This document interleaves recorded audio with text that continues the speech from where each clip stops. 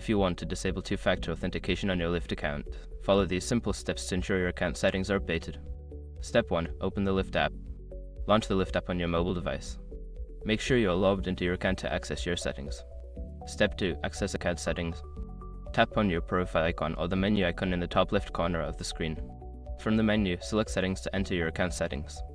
Step 3. Navigate to Security Settings. In the Settings menu, look for the Security or Privacy section.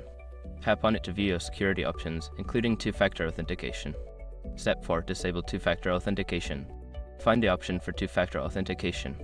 There should be a toggle switch or checkbox that allows you to turn it off. Select this option to disable the feature.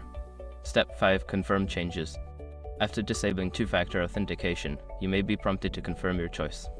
Follow any on-screen instructions to finalize the changes and ensure that your account is updated. By following these steps, you can successfully turn off two-factor authentication on your Lyft account. Always remember to keep your account secure with strong passwords and other security measures.